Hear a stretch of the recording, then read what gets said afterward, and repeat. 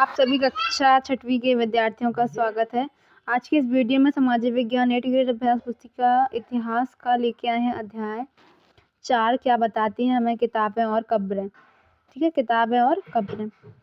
फिर है इसमें अध्याय 4 का पहला सवाल है आपका, वैदिक काल में सोम शब्द का एक अर्थ यह भी है। तो इसका उत्तर आपका हो जाएगा बी, यानी कि पौधे का नाम। फिर है प्रश्न 2, सबसे प्राचीन वेद कौन सा है? तो ऑप्शन नंबर ए ऋग्वेद।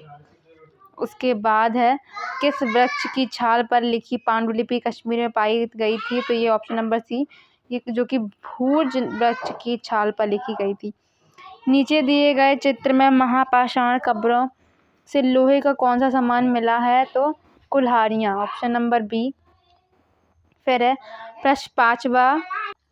प्रश्न पाँचवा है असमिया, यानी कि असम में बोलने जाने वाली गुजराती, हिंदी, कश्मीरी और सिंधी भाषाएं थी। तो ये सभी भाषाएं थी भारत की, ऑप्शन नंबर ए।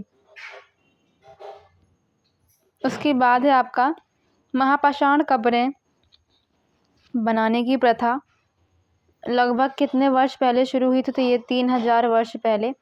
उसके बाद चरक ने अपनी गिनती में दांत, हड्डियों और जोड़ और खालिस्तान को जोड़कर हड्डियों की संख्या 360 बताई। तो कार्टिलेज को भी उन्होंने जोड़ा था।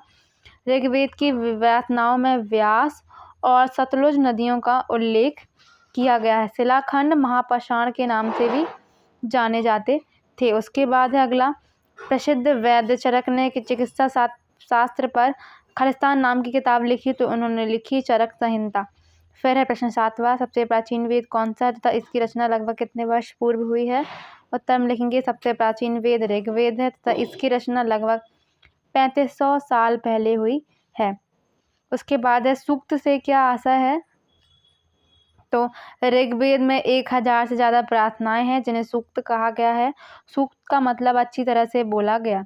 फिर है ऋग्वेद की प्रश्न क्रमांक 9वां, ऋग्वेद की पांडुलिपि लेखन हेतु किस वृक्ष की छाल का उपयोग किया गया था? उत्तर में आप लिखेंगे ऋग्वेद की पांडुलिपि लेखन हेतु भूर्ज वृक्ष की छाल का उपयोग किया गया था।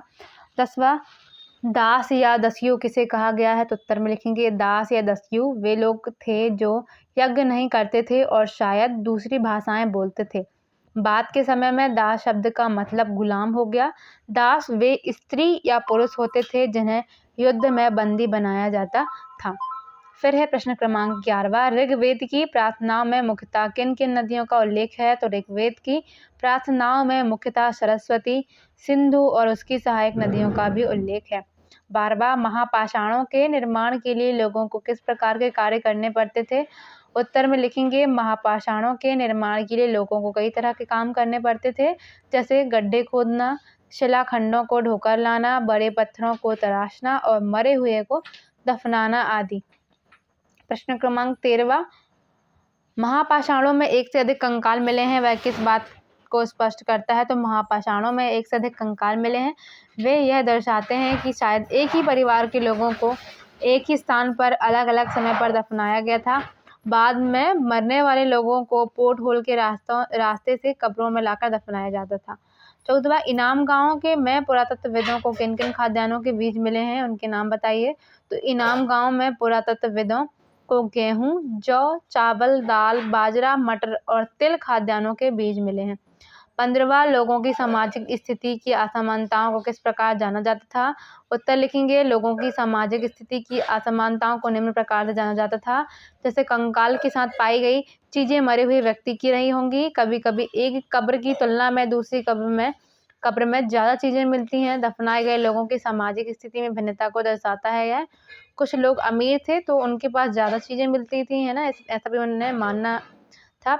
और तो कुछ लोग गरीब थे, कुछ लोग सरदार थे तो दूसरे अनुयायी। तो सरदार लोग को कैसे पता चलता था कि उनके जब दफन किया जाता था तो उनके पास कंघी या उनका एक बाग जो भी होता है ना, उनकी जो कुछ पहचान की वस्तुएं थे वो उनके साथ दफन मिली।